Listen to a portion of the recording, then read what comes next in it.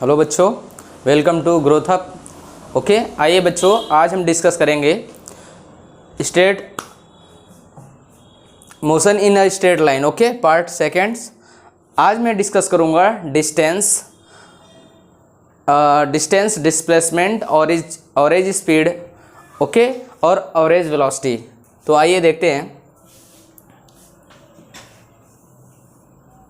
चलिए, आज हम डिस्कस करेंगे डिस्टेंस।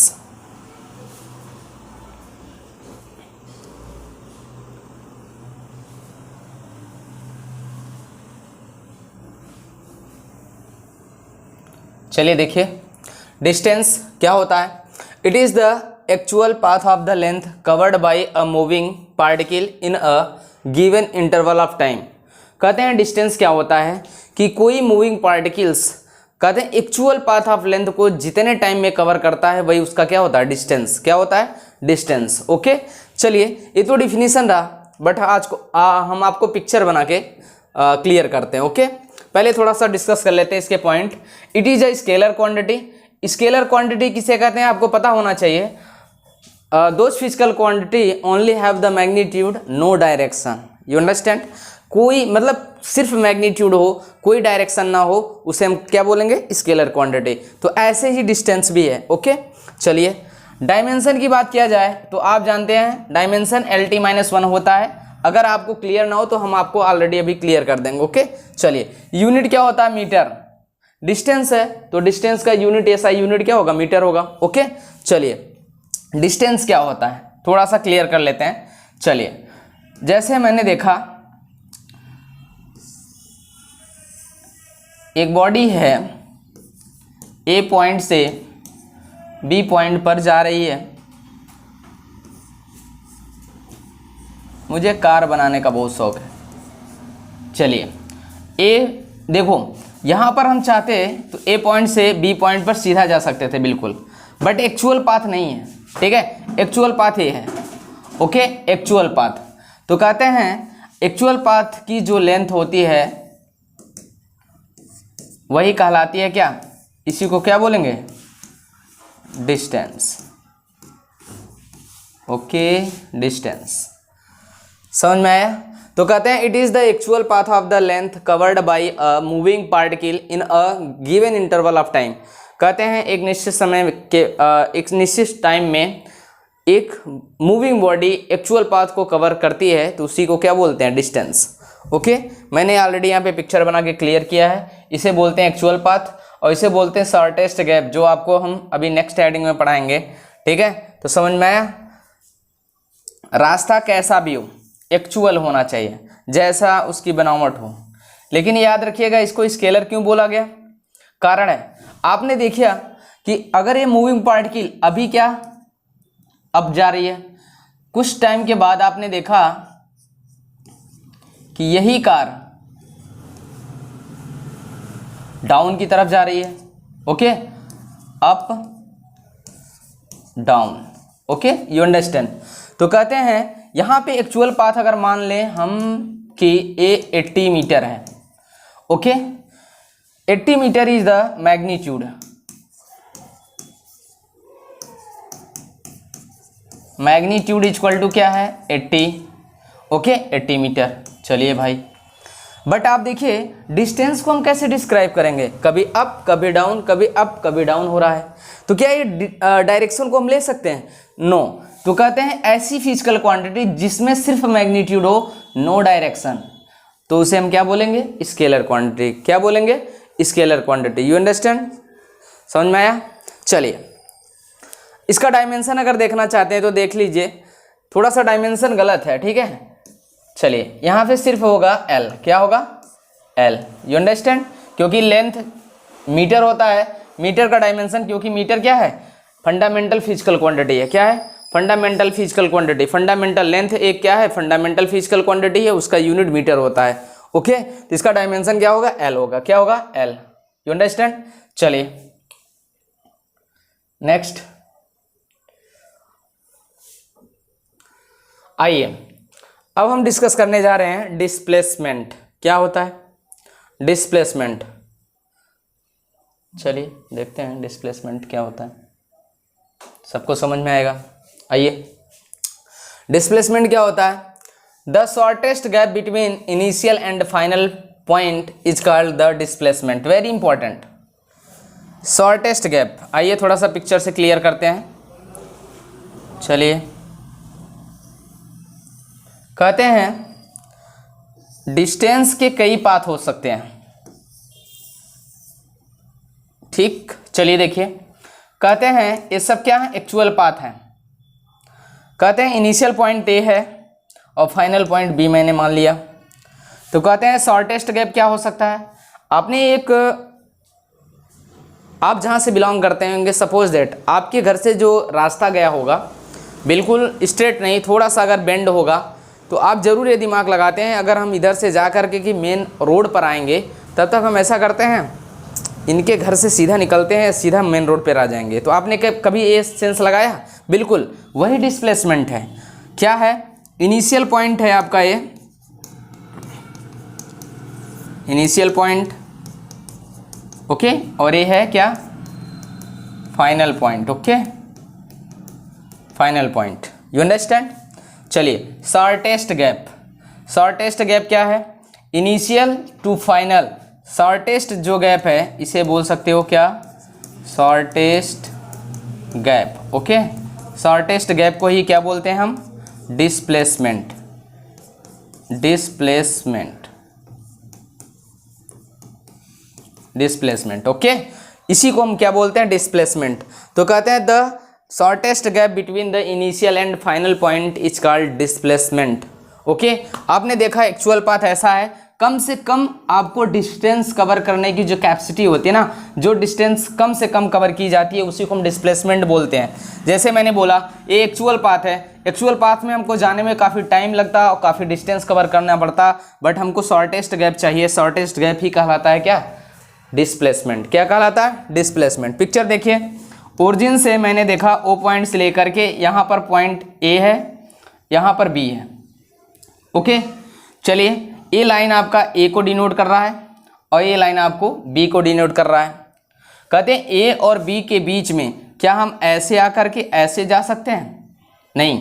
कहते हैं शॉर्टेस्ट गैप हमको ढूंढना है। क्या? Shortest gap. कहते हैं ओरिजिन से ए इतनी दूरी पर है और बी इतनी दूरी पर है, तो कहते हैं इनके बीच में शॉर्टेस्ट गैप क्या है? इसे बोलेंगे क्या? Shortest gap. और शॉर्टेस्ट गैप ही कहलाता है क्या? डिस्प्लेसमेंट। क्या कहलाएगा? Displacement. Okay, displacement, you understand, समझ में आया? चलिए थोड़ा सा और आगे इसका फार्मूला क्लियर करते हैं। ठीक है, कभी कभी वेक्टर के फॉर्म में न्यूमेरिकल्स आते हैं, तो डिस्प्लेसमेंट डिस्कस करने के लिए फार्मूला आना चाहिए। ठीक है, आपको डिस्प्लेसमेंट का फार्मूला क्लियर होना चाहिए। ठीक है, तभी आप न्यूमेरिकल लगा पाएंगे। चलिए थोड़ा सा देखते हैं आगे।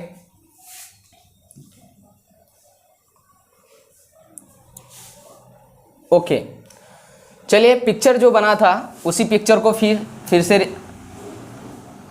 रीगेन करते हैं थोड़ा सा।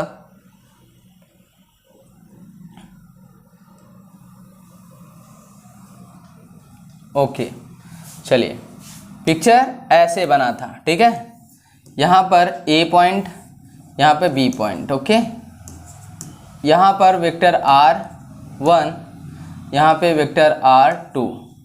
ठीक, चलिए ठीक, x एक्सिस y एक्सिस, इसको देखिए a और b, इसको एक ट्रायंगल मान लेते हैं, यहाँ पे o बना लेते हैं। ठीक है, ओरिजिन को o बोलते हैं।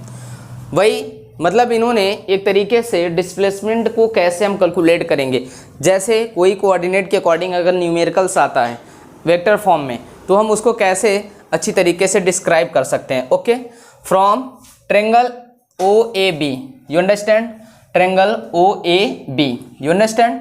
आपने देखा डेल्टा आर किसको डिनोट कर रहा है? डिस्प्लेसमेंट को। यहाँ पर जो आया है डेल्टा आर डिस्प्लेसमेंट को डिनोट कर रहा है। तो यहाँ पर हम क्या करेंगे, जो लेंथ हमारी बड़ी होगी और जो छोटी होगा उसके बीच में क्या डिफरेंस निकालेंगे। तो वेक्टर RB माइनस RA कर लिया। ओके, RB माइनस RA, हम इसको B बना ले रहे हैं। ठीक है, और यहाँ A बना ले रहे हैं। ओके, चलिए तो यहाँ पर हम देखेंगे RB equal to vector R B equal to x2, इसको हम अगर 2 मान ले रहे हैं, इसको 1 मान ले रहे हैं, तो क्या करेंगे x2 i cap plus y2 j cap plus z2 k cap. Vector के फॉर्म में कभी कभी डिस्प्लेसमेंट दे देता है। वेक्टर a इक्वल टू देखेंगे x1 i cap plus y1 j cap plus z1 k cap. Okay, तो कहते हैं इसके बीच में हमें क्या निकालना है, डिफरेंस, तभी हमें मिलेगा क्या, डिस्प्लेसमेंट।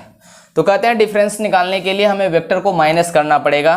तो माइनस कैसे करेंगे, डिस्प्लेसमेंट इक्वल टू लिखेंगे x2 में से x1 माइनस करेंगे। x एक्सिस में हमेशा आप जानते रहिएगा, x एक्सिस में हमेशा कौन सा कैप बनता है, i कैप, तो i कैप रिप्रेजेंट कर देंगे प्लस y2 माइनस y1, ठीक है, y2 minus y1 j cap, z2 minus z1 k cap. ऐसे ही कोई भी न्यूमेरिकल आएगा तो आपको ऐसे ही फार्मूला लगाकर आप सॉल्व कर सकते हैं। अगर आप देखना चाहें तो हम एक छोटा मोटा न्यूमेरिकल आपको करा देते हैं। चलिए देखिए, पहले तो इम्पॉर्टेंट है डिस्प्लेसमेंट को, हम उसके पॉइंट को डिस्कस कर लेते हैं। फर्स्ट पॉइंट दिया हुआ है, displacement is vector quantity. Vector quantity those physical quantity in which have magnitude with direction. क्या, मैग्नीट्यूड विथ डायरेक्शन, ऐसी फिजिकल क्वांटिटी जिसके पास मैग्नीट्यूड के साथ साथ क्या होना चाहिए, डायरेक्शन होना चाहिए। ऑलरेडी मैंने बताया था, तो आइए देखते हैं, फिर एक बार क्लियर कर लेते हैं। देखिए, सपोज दैट मैंने ए पॉइंट से बी पॉइंट की तरफ बॉडी को मूव कराया। ए इनिशियल पॉइंट है, फाइनल पॉइंट, शॉर्टेस्ट गैप ए है। आपने देखा शॉर्टेस्ट गैप, समझ लीजिए एक्चुअल पाथ मान लेते हैं 100 मीटर का है, ठीक है, 100 metre. Okay, actual path, this is the distance. Okay, distance. Displacement क्या होगा, मान लीजिए हम बात करें 60 मीटर। Okay, displacement. डिस्प्लेसमेंट में जो डायरेक्शन डिनोट की गई है, मान लीजिए अगर हम, आपने देखा एक सीधी रेखा में डिनोट किया गया है। सपोज दैट अगर हम बात करें तो डायरेक्शन में ईस्ट टू वेस्ट मान सकते हैं एक तरीके से, ईस्ट टू वेस्ट जा रही, नॉर्थ टू साउथ जा रही, तो बिल्कुल एक डायरेक्शन और मैग्नीट्यूड। मैग्नीट्यूड में क्या है 60 मीटर और डायरेक्शन एक डिनोट किया गया है, तो इससे पता चलता है कि displacement is a vector quantity. क्या है, वेक्टर क्वांटिटी। यू अंडरस्टैंड, समझ में आया। चलिए, तो नेक्स्ट इसका डायमेंशन भी क्या होता है, एल होता है। क्यों, displacement is a distance, a type of the distance, a shortest distance. तो डिस्टेंस को हम किस में मेजरमेंट करते हैं, मीटर से, और metre is a fundamental unit of the length. इसका डायमेंशन हमेशा क्या होगा, एल। क्या होगा, एल। You understand. चलिए, उसके बाद यूनिट, यूनिट इसका मीटर होता है और एसआई यूनिट होता है। ओके, समझ में आया। ओके, चलिए बात किया जाए तो इस पे कि सर आप इस पर एक न्यूमेरिकल करा देते तो मज़ा आ जाए, ठीक है। सपोज दैट, आइए देखते हैं, मैंने यहाँ पर पॉइंट वेक्टर 2 इक्वल टू मैंने लिख लिया 4 i cap plus 6 j cap plus 4 k cap. Okay, चलिए r1 इक्वल टू मैंने लिख दिया, ठीक है, 2 i cap plus 4 j cap, ठीक है, minus 2 k cap. You understand. चलिए, मैंने क्या दिया, दो पोजीशन वेक्टर दे दिया, दो पोजीशन वेक्टर r2 और r1 मैंने डिनोट कर दिया। सपोज दैट, आइए चलिए चेक करते हैं, हमें निकालना है डिस्प्लेसमेंट a और b बीच के पॉइंट। ओके, तो चलिए क्या लिखेंगे, delta r vector equal to, तो सुनिए पहले आपको याद होना चाहिए, अगर मैंने इसको r2 माना है तो यहाँ पर हम क्या मान, i कैप के स्थान पे x2 लिख लेंगे और यहाँ पे लिख लेंगे क्या, y2 लिख लेंगे और k कैप में हमेशा z2 लिख लेंगे।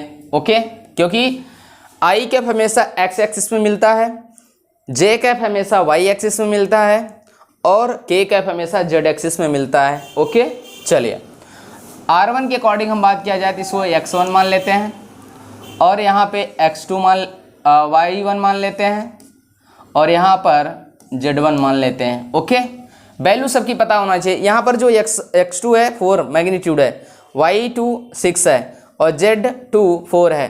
ओके, तो चलिए फार्मूला में पुटअप कर सकते हैं। ओके, चलिए आइए देखते हैं फार्मूला क्या था, x2 minus x1 I cap, okay, plus y2 minus y1, okay, J cap, और plus okay Z2 minus Z1 K cap. Okay, put up कर लेते हैं।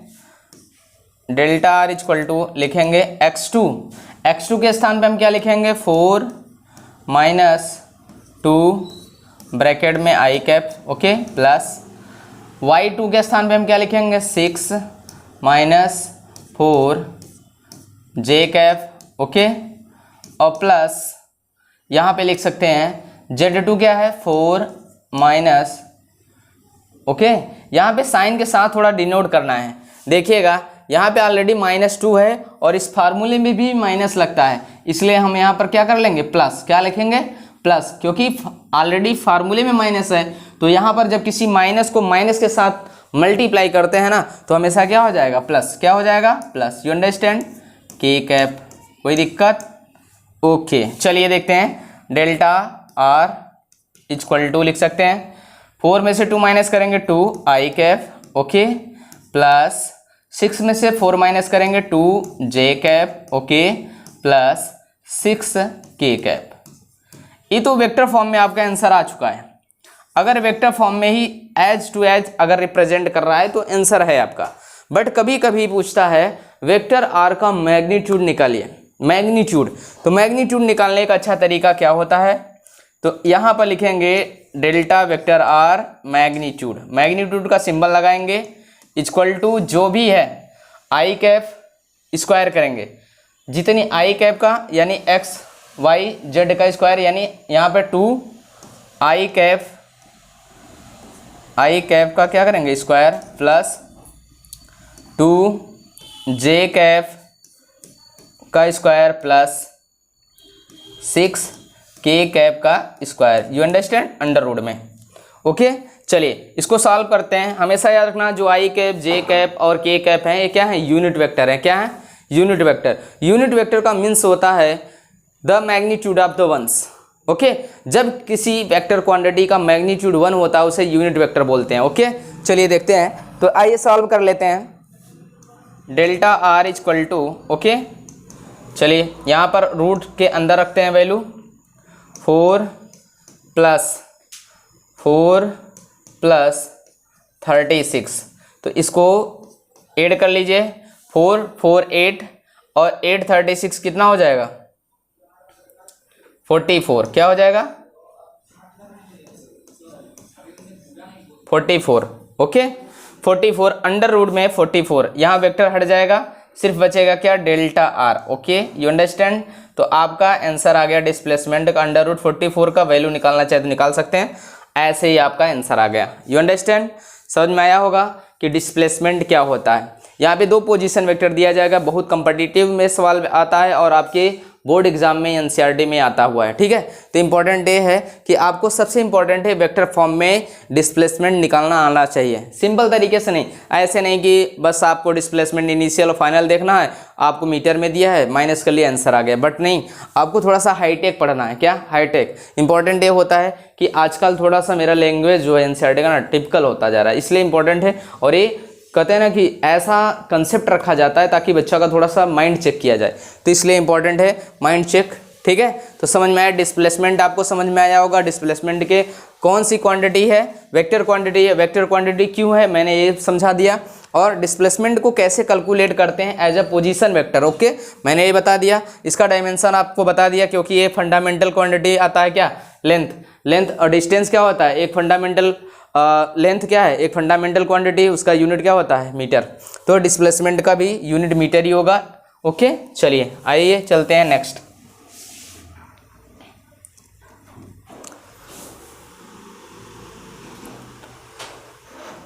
चलिए थोड़ा सा कंपैरिजन कर लेते हैं, बिना कंपैरिजन किए मज़ा कहाँ आता है। ठीक है, चलिए देखते हैं। Comparison between the distance and displacement. Okay, real life में कंपेरिजन अच्छे लोगों से करना चाहिए, ठीक है, और अपने कैपेसिटी के अकॉर्डिंग, ठीक है। लेकिन यहाँ पर हम फिजिक्स पढ़ रहे हैं तो फिजिक्स में कंपैरिजन इसलिए करना ज़रूरी होता है क्योंकि हमें जानना है, कहते हैं हमारी क्यूरियोसिटी बढ़ती है, इसलिए जानना होता है कि क्या डिफरेंस है। ओके, डिफरेंस जानना बहुत ज़रूरी होता है। तो कह रहा है कि comparison between distance and displacement. Okay, already आप कुछ कंपैरिजन तो ऑलरेडी आपके डिफिनीशन से मिल जाता है, ठीक है। तो आइए डिस्कस कर लेते हैं। सबसे इंपॉर्टेंट पॉइंट है डिस्टेंस इज ग्रेटर देन और इक्वल टू डिस्प्लेसमेंट। ये बात सत्य है, डिस्टेंस सदैव डिस्प्लेसमेंट से या बड़ा होगा या इक्वल हो सकता है, दो ही कंडीशन है, कभी उससे लेस नहीं हो सकता, ये सच्चाई है। आइए चेक कर लेते हैं फर्स्ट पॉइंट के अकॉर्डिंग पॉइंट। तो देखते हैं, फर्स्ट पॉइंट ये बोल रहा है कि डिस्टेंस हमेशा डिस्प्लेसमेंट से बड़ा होता है या इक्वल होता है। तो आइए चेक कर लेते हैं, अगर बात बोली गई है तो उसमें कुछ ना कुछ फैक्ट होगा। क्या होगा? फैक्ट। चेक कर लेते हैं। चलिए एक्चुअल पाथ बना लेते हैं हम। एक्चुअल पाथ आप देखिए, एक्चुअल पाथ चलने की जो लेंथ है एक्चुअल में, और आप डिस्प्लेसमेंट देख लीजिए, तो सोचिए एक्चुअल पाथ थोड़ा ज़्यादा है comparison to the shortest gap. तो आप सोचिए यहाँ पर हम मान लेते हैं सपोज दैट ए 200 मीटर है और डिस्प्लेसमेंट जो है आपका आया है 100 मीटर। तो सोचिए बड़ा कौन है? ऊपर का डिस्टेंस है और ये क्या है? डिस्प्लेसमेंट है। Okay, displacement. तो सोचिए यहां पर क्या है? 200 ग्रेटर देन 100। तो distance is always greater than displacement. आपको ये कहानी क्लियर हो गया होगा। बट आपको और एक चीज बोल रहा है, ग्रेटर देन और इक्वल। इक्वल किस कंडीशन में हो सकता है भाई साहब? हो सकता है, बिल्कुल हो सकता है, अगर आप चेक करना चाहें तो। ओके, चलिए चेक कर लेते हैं वो भी। अगर बात बोली गई है तो जरूर उसमें फैक्ट है। आइए सोचिए, अगर कोई स्ट्रेट लाइन मोशन है, बिल्कुल सीधी रेखा, सोचिए जहां पे कोई ना टर्निंग है ना एक्चुअल पाथ, एक्चुअल पाथ ही सीधी स्ट्रेट लाइन। क्या है? Straight line, straight line. Okay,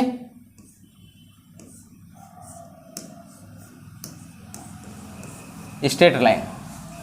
यहां से इसकी डिस्टेंस ए पॉइंट से बी पॉइंट की डिस्टेंस जो दी गई है वो 60 मीटर दी गई है। अब सोचिए इस कंडीशन में, आप सोचिए कि डिस्टेंस और डिस्प्लेसमेंट आपस में क्या है? इक्वल है। क्यों? क्योंकि यहाँ पे हम शॉर्टेस्ट गैप भी देखना चाहें ना तो वही आ रहा है, और एक्चुअल पाथ भी स्ट्रेट लाइन ही है। जब स्ट्रेट लाइन है तो जाहिर सी बात है, कॉमन सेंस लगाइए, यहाँ पे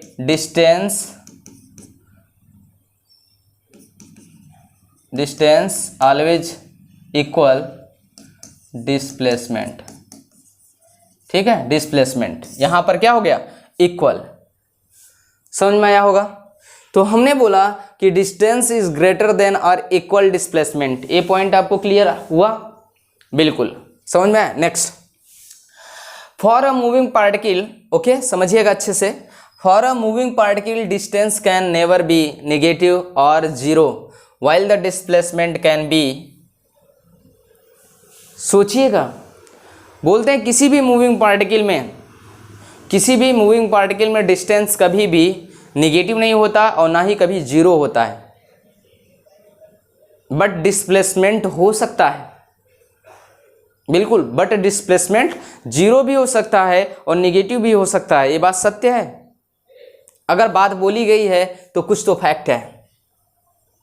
बिल्कुल, आइए क्लियर करते हैं। सुनिए, मैंने एक पॉइंट लिया ए, एक बॉडी लिया, ठीक है, एक बॉडी को मैं मोशन करा रहा हूँ, मान लो सर्कुलर पाथ पर मोशन करा रहा हूँ, यहाँ बॉडी रखी गई है, ठीक है। अब सोचिए बॉडी ए पॉइंट से चली है, ए पॉइंट से चल करके बॉडी ठीक ए पॉइंट पर पहुँच गई। ओके, ए पॉइंट से चल करके बॉडी ए पॉइंट पर पहुँच गई। पूछा जाता है how many distance cover of the particle. Okay, तो डिस्टेंस क्या होता है बाबू, आप सोचिए कि एक सर्किल का पेरीमीटर यानी उसका डिस्टेंस, पेरीमीटर क्या होता है 2πr, क्या होता है 2πr, 2πr।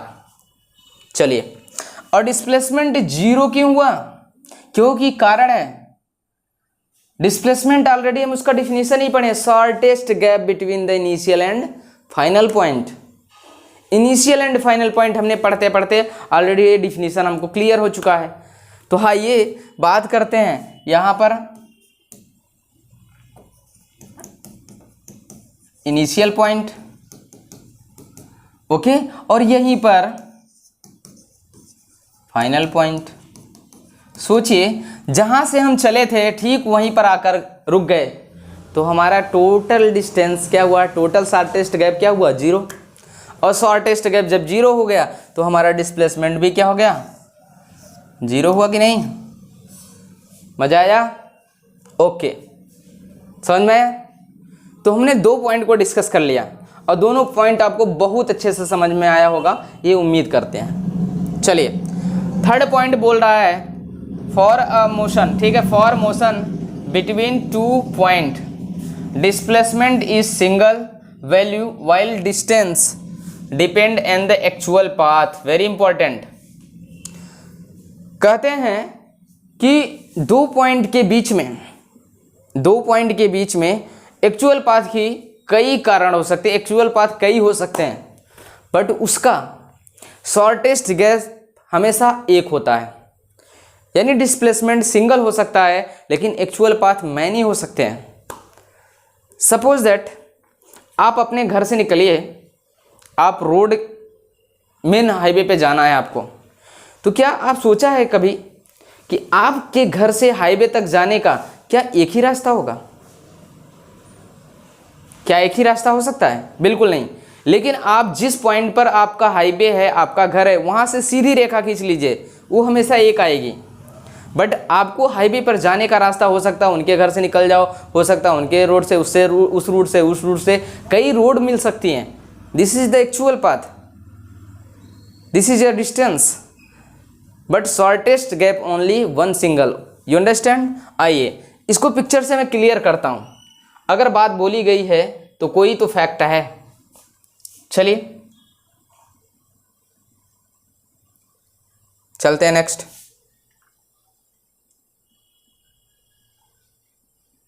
चलिए यहीं पे समझा देते हैं आपको, ठीक है, क्योंकि आगे जगह नहीं है। चलिए सुनिए, ये जो बात बोला गया है,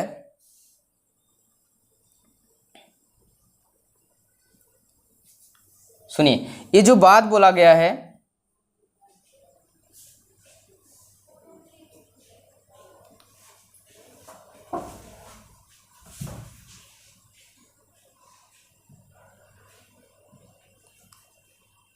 चलिए ये बात बोली गई है जो, उसको हम क्लियर कर देते हैं क्योंकि यहीं थोड़ी सी जगह है।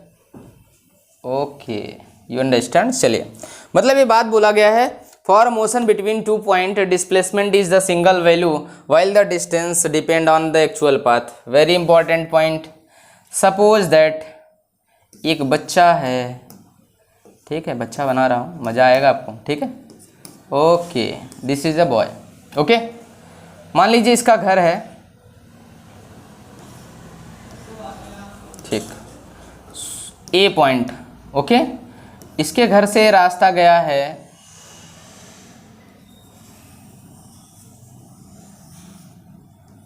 इसको यहाँ जाना है, मान लो इसके मामा का घर है, यहाँ पर बी पॉइंट पे पहुँचना है। अब सोचिए कि कह रहा है कि यहाँ से इस बच्चे को जा करके यहाँ पहुँचना है, this is the actual path. But कह रहा है कि ऐसा है, यहाँ पर जाने का मतलब रास्ता है नहीं, यहाँ से तो जा ही सकते हैं, इधर से भी हम जा सकते हैं, इधर से भी रास्ता है। बोल रहे हैं ज़्यादा अगर दिक्कत हो, इधर रोड ख़राब है, थोड़ा सा और दूरी से ले लेते हैं, इधर से भी जाने का रास्ता है। जाना उसके मामा के घर है बट जा रहा है अलग अलग रास्ते से। सोचिए, यहाँ से बोला कि अच्छा और एक रास्ता है, दादा बताए थे मेरे इधर से भी रास्ता है। अब सोचिए, कहते हैं कि किसी भी मोशन में जो डिस्टेंस है कहते हैं उसके मैनी पाथ हो सकते हैं, ढेर सारे पाथ हो सकते हैं जाने का एक पॉइंट से दूसरे पॉइंट तक। बट आप सोचा है कभी शॉर्टेस्ट गैप, शॉर्टेस्ट गैप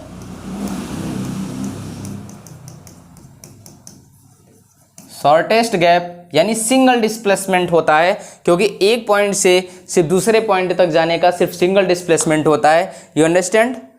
और कहते हैं कि यहाँ पर जो डिस्टेंस होता है उसके मैनी पाथ्स हो सकते हैं, ढेर सारे रास्ते हो सकते हैं एक पॉइंट से दूसरे पॉइंट जाने का, लेकिन उसका डिस्प्लेसमेंट देखा जाए तो बिल्कुल एक होगा, सिंगल होगा। पॉइंट आपको समझ में आया होगा, मज़ा आया, बिल्कुल क्लियर हो जाएगा। बात बोली गई है तो कोई ना कोई फैक्ट था, क्लियर हो चुका होगा। चलिए आइए नेक्स्ट चलते हैं।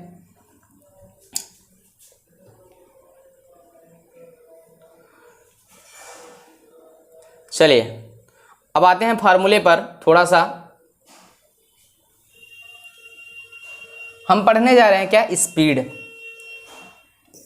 स्पीड, चलिए स्पीड क्या होता है, the rate of distance covered with time is called speed. The rate, rate term आपने सुना है कभी, बहुत सुना है, लेकिन क्या इसका मतलब जानते हो रेट टर्म कहाँ लगता है? कहते हैं जब किसी फिजिकल क्वांटिटी को टाइम के साथ डिवाइड किया जाता है, ठीक है, डिवाइड किया जाता है, वहाँ पे रेट टर्म लगता है। किसी भी फिजिकल क्वांटिटी में अगर टाइम के साथ डिवाइड किया जाता है तो वहाँ पे रेट टर्म 100% लगता है। ओके, तो कहते हैं कि अगर मान लीजिए कोई कार है, ओके, कोई कार है,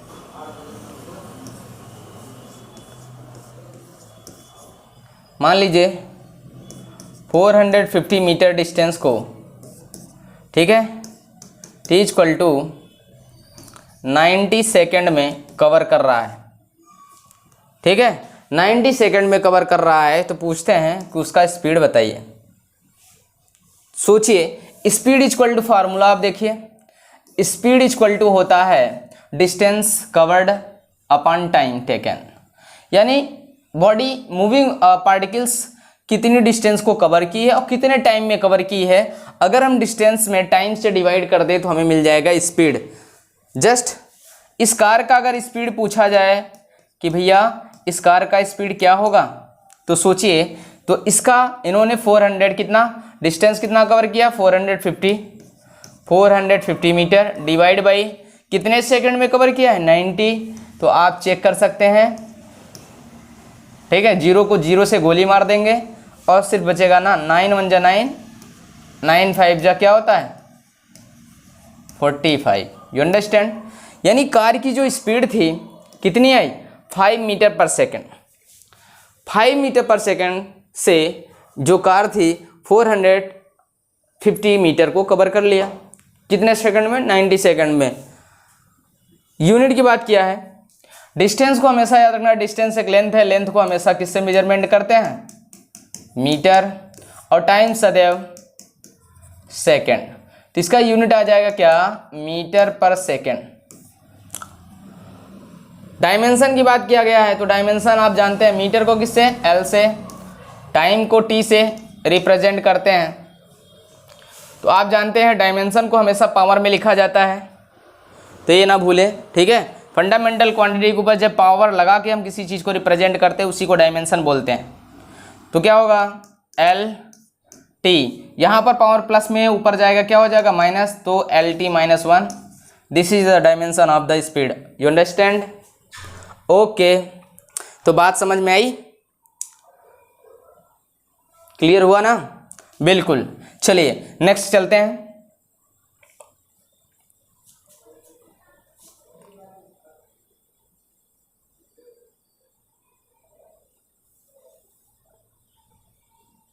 चलिए एक न्यूमेरिकल है, बहुत सिंपल है, बहुत सिंपल,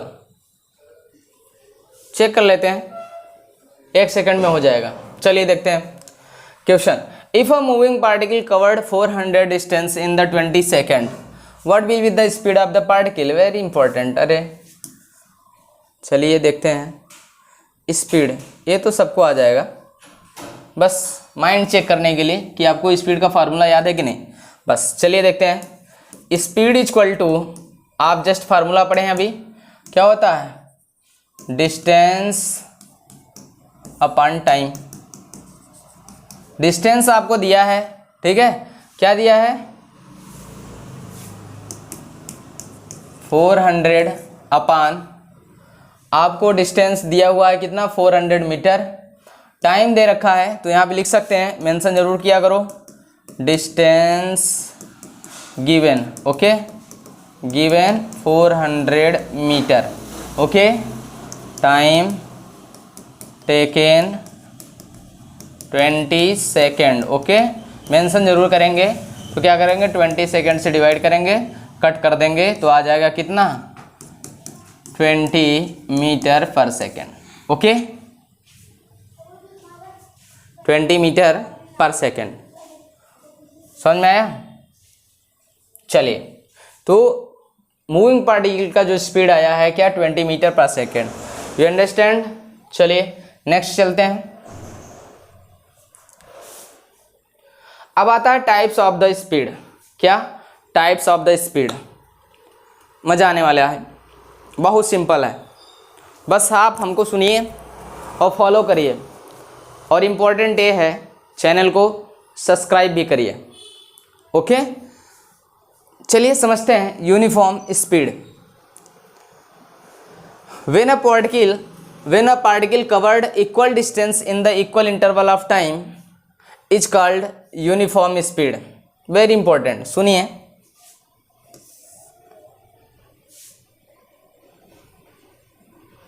देख लेते हैं, पिक्चर से बिना समझाए मज़ा नहीं आता।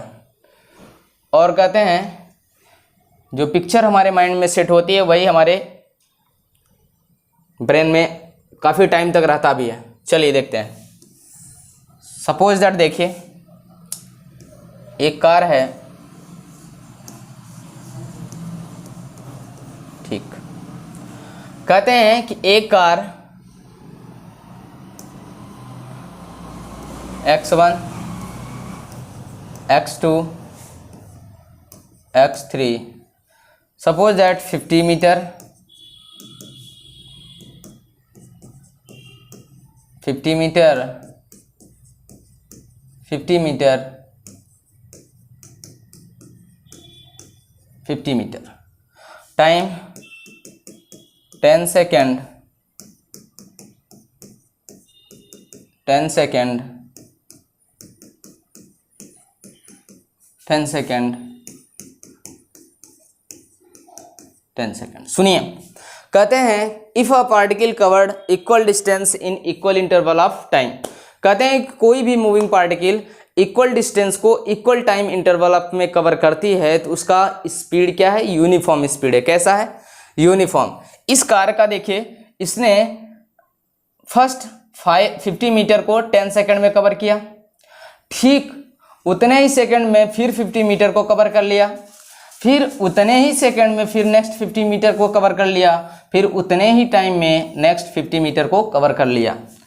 तो यहां पे लिख सकते हैं this car speed is uniform. क्या है, यूनिफॉर्म। क्यों, क्योंकि इक्वल डिस्टेंस को इक्वल इंटरवल ऑफ टाइम में कवर कर रही है। क्लियर हुआ, क्लियर हुआ कि नहीं क्लियर हुआ, बिल्कुल समझ में आया होगा, ओके। चलिए नेक्स्ट डिस्कस करते हैं non uniform speed. Very important, यहाँ पर भी बात थोड़ी अलग है, okay. When a particle cover unequal distance, कैसा distance, unequal distance in equal interval of time. Very important, चलिए देखते हैं। हाँ देखते हैं, चलिए यहीं पे पिक्चर बना देते हैं। सुनिए, यहाँ पर एक वही कार, सुनिए, X1 equal to 50 metre, x2 equal to 120 metre, x3 equal to 200 metre. Okay, समझ में आया? चलिए देखते हैं। यहाँ पे टाइम वही, टाइम 50 सेकेंड, यहाँ पे भी टाइम 50 सेकेंड, और यहाँ पर भी टाइम 50 सेकेंड। ओके, चलिए समझ में आया? यहाँ पर देखो इक्वल इंटरवल ऑफ टाइम में डिफरेंट डिस्टेंस को कवर किया गया है। x1 जो है ऑलरेडी 50, फर्स्ट राउंड में उन्होंने 50 सेकेंड में 50 मीटर को ही डिस्टेंस को कवर किया। नेक्स्ट 50 सेकेंड में 120 मीटर को कवर किया, और नेक्स्ट 50 सेकेंड में 200 मीटर को कवर कर लिया। तो इसमें जो ग्राफ होता है, याद रखना, कभी कभी ग्राफ भी पूछ लेता है बाबू, ठीक है? तो ग्राफ इक्वल टू आप यहाँ पे लिख सकते हैं, ग्राफ कैसा बनेगा? यहाँ पर हमेशा स्ट्रेट लाइन बनता है। कैसा बनता है? स्ट्रेट लाइन, बिल्कुल यूनिफॉर्म स्पीड। जबकि यहाँ पर बात किया जाएगा नॉन यूनिफॉर्म में हमेशा जिगजैग बन सकता है। कैसा बन सकता है?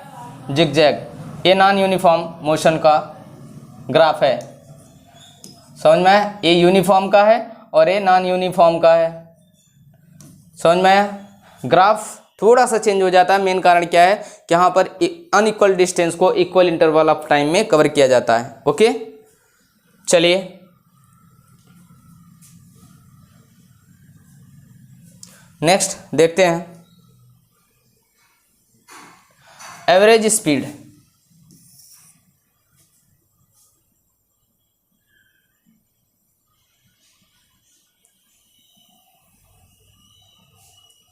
Average speed, okay. Average speed क्या होता है, इसका डिफिनीशन क्लियर करते हैं। The average speed of a particle for a given interval of time is defined as the rational या ratio of total distance, ratio of total distance travelled to the time taken.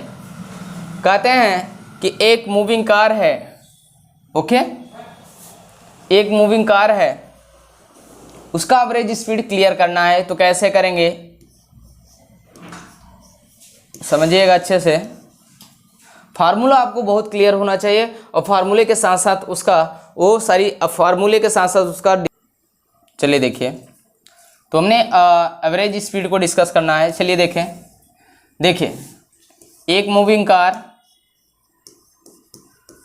Okay, चलिए यहाँ पे x1 distance 100 metre distance को 20 second में, next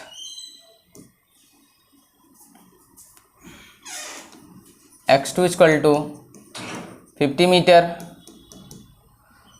10 second में, next x3 equal to 150 metre t equal to